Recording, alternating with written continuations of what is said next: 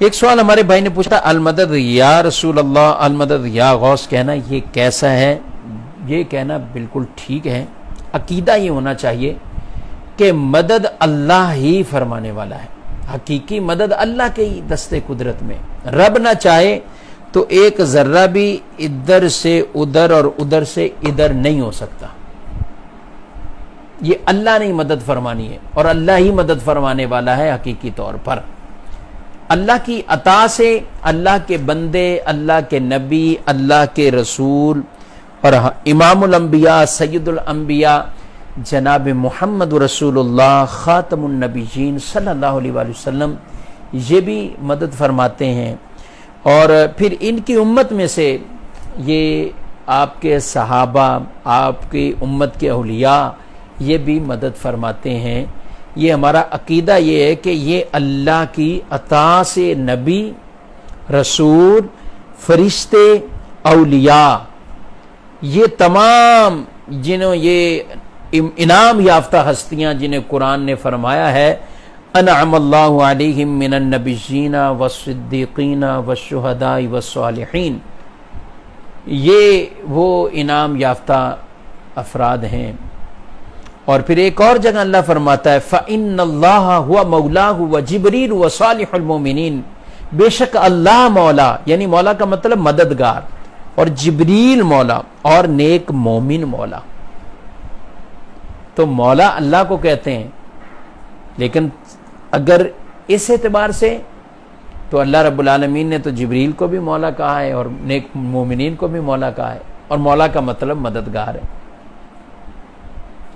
تو ہمارا یہ نظریہ عقیدہ ہے کہ مدد کرنے والی ذات اللہ کی ہے، اور اللہ کی عطا سے اللہ کے رسول، اللہ کے نبی اور ہمارے پیارے نبی صلی اللہ علیہ وآلہ وسلم اور اولیاء صالحین یہ مدد فرماتے ہیں۔ اس نظریے کے تحت آپ بالکل اللہ کے نیک بندوں سے مدد مانگ سکتے ہیں۔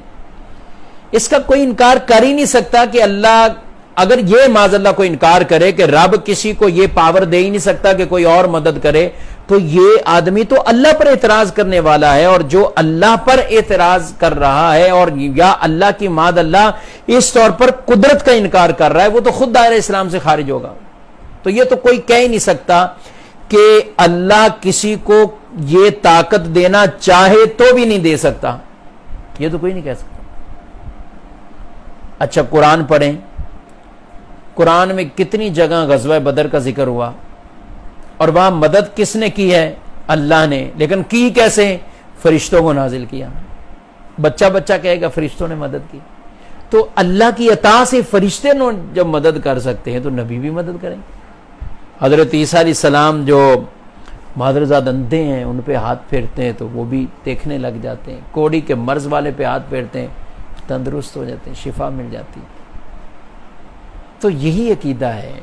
رسول اللہ صلی اللہ علیہ وسلم کی ایک روایت فرمان ہے کہ جب تم کسی ایسی سنسان جگہ پہ بھٹک جاؤ تو پھر تم اس وقت کیا کہو؟ اعینونی یا عباد اللہ، اے اللہ کے بندوں میری مدد کرو، اے اللہ کے بندوں میری، کہ کچھ اللہ کے بندے ایسے ہیں جنہیں اگرچہ یہ نہیں دیکھ رہا لیکن وہ ان کی یعنی مدد کریں گے۔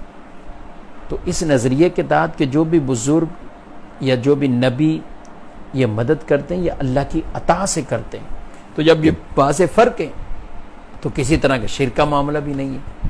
تو اس لیے المدد یا غوث اعظم کہنا یا نبیوں کو مدد کے لیے پکارنا، اللہ کے فرشتوں کو پکارنا، اور یہ بالکل کہا جا سکتا ہے، اور ہمارے علماء نے بڑی بڑی اس پر تفصیل سے کتابوں کو ذکر فرمایا اور ان روایات کو بیان فرمایا کہ کب کب کس موقع پر کس انداز سے وہ مدد مانگی گئی ہے۔